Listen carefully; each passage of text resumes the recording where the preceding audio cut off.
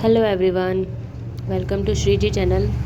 आज से हम भगवत गीता की अध्याय 1 का शुभारंभ करने जा रहे हैं। तो आइए शुरू करते हैं। ठीक है। कुरुक्षेत्र के युद्ध स्थल में सैन्य निरीक्षण।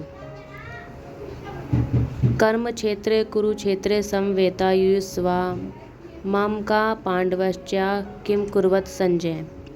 यानी कि धृतराष्ट्र ने कहा, हे संजय, धर्मभूमि कुरुक्षेत्र में युद्ध की इच्छा से एकत्र हुए मेरे तथा पांडु के पुत्रों ने क्या कहा।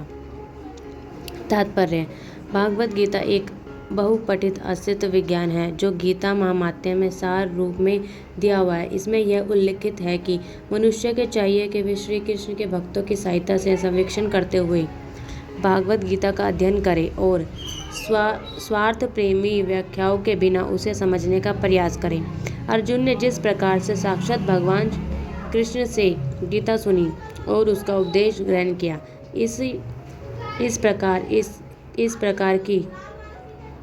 इस प्रकार की स्पष्ट अनुभूति का उदाहरण भागवत गीता में ही है।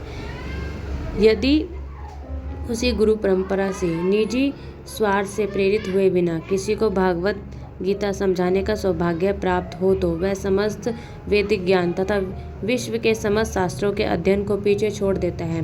पाठक को भागवत गीता में न केवल अन्य शास्त्रों की सारी बातें मिलेगी, अपितु ऐसी बातें भी मिलेगी जो अन्यत्र कहीं उपलब्ध नहीं है। यही गीता का विशिष्ट मानदंड है। स्वयं भगवान श्री कृष्ण द्वारा साक्षात उच्चरित होने के कारण यह पूर्णतः अस्तित्व विज्ञान है। महाभारत में वर्णित धृतराष्ट्र तथा संजय की वार्ताएं इस महान दर्शन के मूल सिद्धांत का कार्य करती है। माना जाता है कि इस दर्शन की प्रस्तुति कुरुक्षेत्र के युद्ध स्थल में हुई, जो वैदिक युद्ध से पवित्र तीर्थ स्थल रहा है। इसका प्रवचन भगवान द्वारा मानव जाति के पथ प्रदर्शन हेतु तब किया गया जब वह इस लोक में स्वयं उपस्थित थे।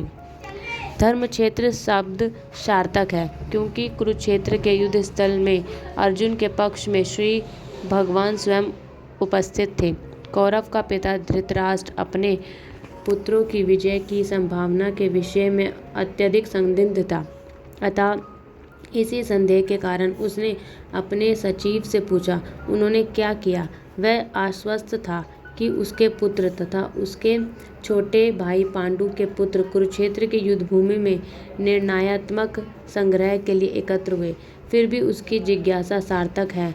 वह नहीं चाहता था कि भाइयों में कोई समझौते हो, अतः वह युद्धभूमि में अपने पुत्रों की नियति, भाग्य, भावी के विषयों में आश्वस्त होना चाह रहा था। क्योंकि इस युद्ध में कुरुक्षेत्र में लड़ा जाना था, जिसका उल्लेख वेदों में स्वर्ग के निवासियों के लिए भी तीर्थ स्थल के रूप में हुआ है। अतः धृतराष्ट्र अत्यंत भयभीत था कि इस पवित्र स्थल का युद्ध के परिणाम पर न जाने कैसा प्रभाव पड़ेगा। उसे भलीभांति ज्ञात था कि उसका प्रभाव अर्जुन तथा पांडु के अन्य पौत्र पर अत्यधिक अनुकूल पड़ेगा, क्योंकि स्वभाव से वह भी सभी पुण्यात्मा थे। संजय श्री व्यास का शिष्य था, अतः उनकी कृपा से संजय धृतराष्ट्र के कक्ष में बैठे बैठे कुरुक्षेत्र के युद्ध स्थल का दर्शन कर सकता था। इसलिए धृतराष्ट्र ने उससे युद्ध स्थल की स्थिति के विषय में पूछा। पांडव तथा धृतराष्ट्र के पुत्र दोनों ही एक ही वंश से संबंधित थे, किंतु यह पर धृतराष्ट्र के वाक्य से उनके मनोभाव प्रकट होते हैं। उसने जानबूझकर अपने पुत्रों को कुरु कहा और पांडु के पुत्रों को वंश के उत्तराधिकारी से विलग कर दिया। इसी तरह पांडु के पुत्रों अर्थात उनके भतीजों के साथ धृतराष्ट्र की विशिष्ट मन स्थिति समझी जा सकती है। इस प्रकार धान के खेत से अवांछित पौधों को उखाड़ दिया जाता है, उसी प्रकार इस कथा के आरंभ से ही ऐसी आशा की जाती है कि जहाँ धर्म के पिता श्री कृष्ण उपस्थित हों, वहाँ कुरुक्षेत्र रूपी खेत में दुर्योधन आदि धृतराष्ट्र के पुत्र रूपी अवांछित पौधों को समूल नष्ट करके युधिष्ठिर आदि नितांत धार्मिक पुरुषों की स्थापना की जाएगी। यहाँ धर्म क्षेत्र तथा कुरुक्षेत्र दो शब्दों की उनकी ऐतिहासिक तथा वैदिक महत्ता के अतिरिक्त यही समर्थकता है।